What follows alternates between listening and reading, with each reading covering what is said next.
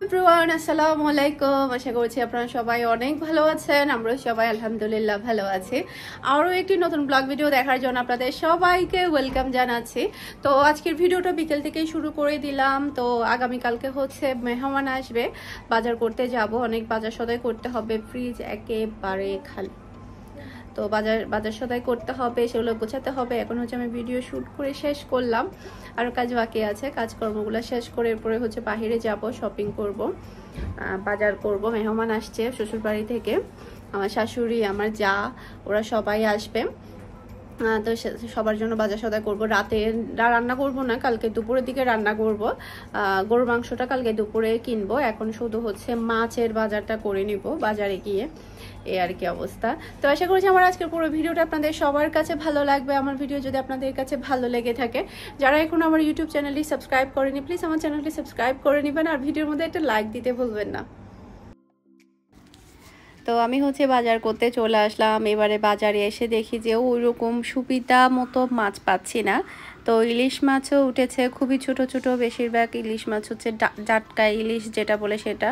তারপরও মিডিয়াম সাইজের কিছু পেয়েছি, সেগুলো নিলাম। কতগুলো আছে, এর থেকে একটু বড়, সেগুলো 1200 টাকা করে বলছে। আর এ সাইজের যেটা, এটা বলছে যে মানে 1 কেজিতে 2টা হবে এরকম, এগুলো হচ্ছে 800 টাকা করে। তো এখান থেকে হচ্ছে 2 কেজি ইলিশ মাছ নিলাম। এরপরে হচ্ছে রুই মাছ নিলাম বড় থেকে 2টা।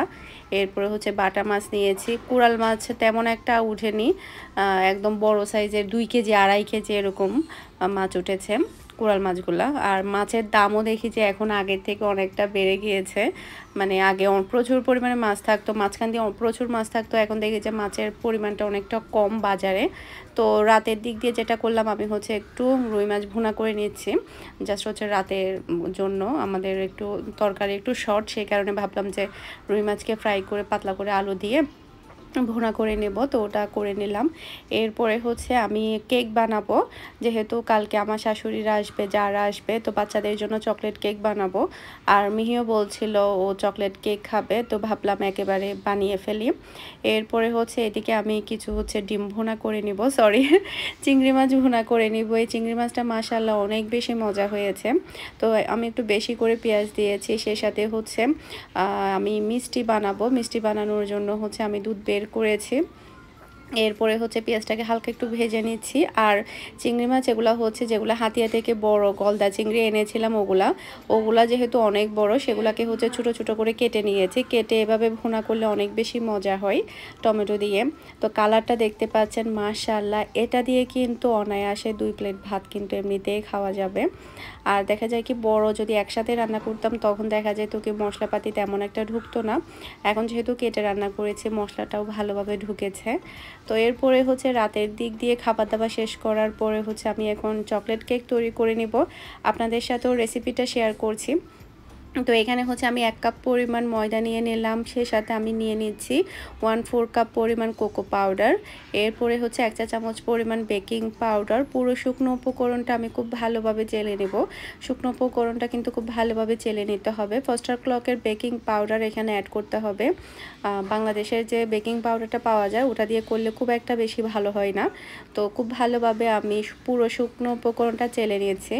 আমি যেভাবে আসলে কেকগুলা বানাই সবাই অনেক বেশি পছন্দ করে, আর আমি খুবই ইজিভাবে বানানোর ট্রাই করি।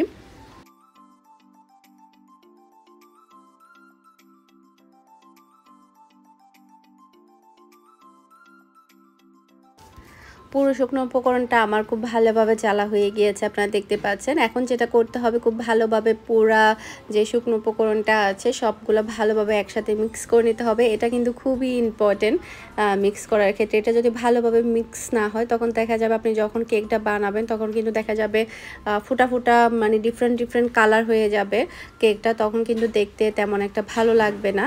এখন আমি খুব ভালোভাবে এটা মিক্স করে নিচ্ছি। মিক্স করার পরে আমি এটা একটা সাইডে রেখে দিব। এরপরে হচ্ছে আমি এখানে নিয়ে নিলাম স্বাভাবিক তাপমাত্রা 3টা ডিম।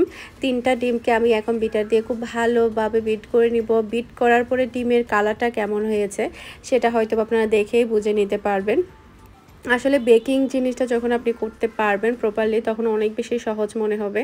এরপর হচ্ছে 1/2 কাপ পরিমাণ চিনি দিয়ে দিচ্ছি। চিনির পরিমাণ যদি কেউ কম খেতে চায় সেক্ষেত্রে চাইলে আপনারা আরও কম দিতে পারেন, সমস্যা নেই। এরপর এটাকে আমি খুব ভালোভাবে বিট করে নিচ্ছি হাই স্পিডে।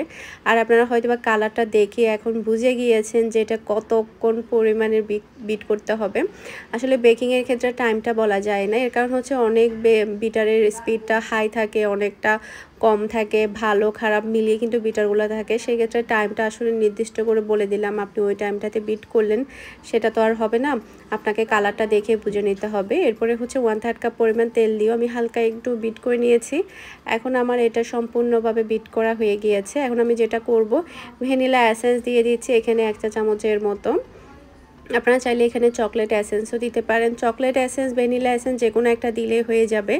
এরপরে হচ্ছে যে শুকনো উপকরণটা চেলে রেখেছিলাম ওটা আমি 3 ভাগে ভাগ করে এখানে দিয়ে দিব। তারপরে হচ্ছে লিকুইড দুধ দিব হচ্ছে 1/4 কাপ পরিমাণ। তো এরপরে সম্পূর্ণ মিশ্রণটা আমি একসাথে মিক্স করে নেব। আর আলতো হাতে কিন্তু ঘুরিয়ে ঘুরিয়ে এটা মিক্স করতে হবে, উলট পালট করে কিন্তু মিক্স করলে কিন্তু যে ফোমটা আমরা তৈরি করেছিলাম সেটা কিন্তু বসে যাবে। ইনশাল্লাহ আমি কিন্তু ট্রাই করব আপনাদেরকে মানে কেকের রেসিপিগুলো আগের মতোভাবে শেয়ার করার জন্য। আপনারা আমার কেকের রেসিপিগুলো অনেক বেশি পছন্দ করেন, আমিও ট্রাই করব যে বার্থডে কেকের রেসিপি, অন্যান্য রেসিপিগুলো যাতে আপনারা দেখতে পান। সেই সাথে হচ্ছে ডেলিভারির জন্য আপনারা কীভাবে কেকগুলো প্রসেস করবেন বা বাসায় খাওয়ার জন্য অল্প খরচের মধ্যে কিভাবে বানাবেন, কিংবা যারা শিখতে চাচ্ছেন একটু কম খরচের মধ্যে, কম ডিমের মধ্যে, তাদের জন্য রেসিপিগুলো ইনশাল্লাহ আমি শেয়ার করব। সেই সাথে চুলাই তৈরি রেসিপিগুলো শেয়ার করব। এতে করে দেখা যাবে যাদের বাসায় ওভেন নেই, বিটার নেই, তারা কিভাবে কেকটা তৈরি করবে, বাচ্চাদেরকে দিতে পারবে। তাদের জন্য আমি বিভিন্ন টেকনিক দিয়ে আমি এগুলো শেয়ার করব। সেই পর্যন্ত আপনারা সব আমার সাথেই থাকবেন। যারা এখন আমার ইউটিউব চ্যানেলটি সাবস্ক্রাইব করেননি প্লিজ আমার চ্যানেলটি সাবস্ক্রাইব করে নেবেন অ্যান্ড ফ্রেন্ডস অ্যান্ড ফ্যামিলির সাথে শেয়ার করবেন। এরপরে হচ্ছে এটা আমার সম্পূর্ণভাবে মিক্স করা হয়ে গিয়েছে। এখন আমি আরেকটু আলতো হাতে মিক্স করে নিয়েছি। এরপরে হচ্ছে একটা মোল্ডের মধ্যে ঢেলে নিচ্ছি। আর বেক করার আগে আমি কিন্তু ওভেনটা আগে থেকে চালিয়ে রেখেছি 5 মিনিট আগে। ওভেনটা গরম হওয়ার পরে যখন 5 মিনিট গরম থাকবে এরপরে হচ্ছে কেকটা দিতে হবে। প্রায় হচ্ছে আমার ওভেনে একটু টাইম লাগে, প্রায় 1 ঘন্টা মতোই লাগে। তো এক এক ওভেনে কিন্তু এক এক রকম, অনেক ওভেনে 40 মিনিট, 30 মিনিট, 50 মিনিট এরকম সময় লাগে, যার যার ওভেনের তাপমাত্রা অনুযায়ী। এরপরে হচ্ছে টাইম অনুযায়ী আপনারা এটা ভালোভাবে বেক করে নেবেন। এরপরে নামানোর আগে অবশ্যই টুথপিক দিয়ে চেক করে নেবেন এটা সম্পূর্ণভাবে কুক হয়েছে কিনা। অনেক সময় দেখা যায় কি লিকুইড অংশ লেগে থাকে, সেক্ষেত্রে আরও 5 মিনিট 10 মিনিট আপনারা বেক করে নিতে পারেন। একটু ট্যাপ করে নিচ্ছি, ভিতরে বাতাস থাকলে সেটা বের হয়ে যাবে। আপনারা হয়তোবা চিন্তা করছেন আমি কেক বানালাম একটা, এখন কিভাবে চলে আসলো 3টা। আমি ফার্স্টে এই কেকটার রেসিপি আপনাদের সাথে শেয়ার করেছি, কালারটা দেখতে পাচ্ছেন মাশাআল্লাহ অনেক সুন্দর হয়েছে। ওটা বানানোর পরে আমি আরও 2টা কেক বানিয়েছি, যেহেতু বাসায় মানুষ বেশি আর সবাই চকলেট কেক অনেক বেশি পছন্দ করে। একটা কেক দিয়ে তো আমাদের কিছুই হবে না, যার কারণে আমি এরপরে একটা রেসিপি আপনাদের সাথে শেয়ার করার পরে আরও 2টা কেক আমি বানিয়ে নিয়েছি, একসাথে বেক করে নিয়েছি। এখানে আমি টোটাল 3টা কেক বানিয়েছি। আপনাদের সাথে আমি যে রেসিপিটা শেয়ার করেছি সেই রেসিপির কেকটা আমি আপনাদেরকে একটু কেটে দেখাবো কেমন হয়েছে। কেকটা গরম আছে, আমি একটু মোল্ড থেকে ছাড়িয়ে নিচ্ছি, তারপরে আমি গরম গরম কেটে দেখাবো। কেকটা মাশাআল্লাহ অনেক বেশি সুন্দর হয়েছে। এভাবে একটা যদি বাসার তৈরি এত মজাদার যদি একটা কেক যদি আপনি বাহিরে থেকে যদি কিনতে যান সেক্ষেত্রে 400-500 টাকা নিয়ে ফেলবে, কারণ প্লেন কেক কিন্তু অনেক বেশি দাম ভালো ব্র্যান্ডেরগুলা, তার উপরে খেতেও কিন্তু অত বেশি মজা হয় না। আমি অনেক মানে ফ্লেভার, তারপরে হচ্ছে ওয়েল ফুড, বিভিন্ন জায়গার আমি কেক খেয়ে দেখেছি, চকলেট কেক খেয়ে দেখেছি, আমার কাছে খুব একটা বেশি কোনো সময় ভালো লাগেনি। বিশেষ করে ভ্যানিলা কেক খাওয়া যায়, তবে চকলেট কেকটা কেমন যেন থাকে, ওদের কালারগুলা কুচকুচে ব্ল্যাক থাকে, এরপর খাইতে কেমন যেন লাগে, মোটেও ভালো লাগে না। আমি জানি না সবার কাছে লাগে কি না। তো কেকটা দেখতেই পাচ্ছেন গরম গরম থাকা অবস্থায় মানে একদম কেটে নিচ্ছি আমি আপনাদেরকে শুধুমাত্র ভিতরের অংশটা কেমন হয়েছে, তারপরে হচ্ছে সফটনেস হয়েছে কিনা সেটা দেখানোর জন্য। তো আমি যেটা করব পুরো কেকটাই কেটে নিচ্ছি। আর কালকে তো মেহমান আসছে, বাচ্চারা সবাই অনেক বেশি পছন্দ করবে। এরপরে হচ্ছে অরেঞ্জ কেকও বানাবো, আর আমার যাকেও আমি রেসিপিগুলো শেখাবো। একটা পিস নিয়ে আমি আপনাদেরকে দেখাই। মাশাআল্লাহ ভিতরের কালারটা কি যে সুন্দর হয়েছে আর কতটা নরম তুলতুলে হয়েছে আপনারা হয়তোবা দেখেই বুঝতে পারছেন। আর আপনারা কিন্তু বাসায় অবশ্যই ট্রাই করবেন আর কেমন হয়েছে সেটা আমাকে অবশ্যই কমেন্ট করে জানাবেন।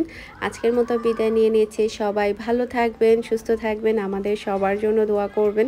আসসালামু আলাইকুম, আল্লাহ হাফেজ।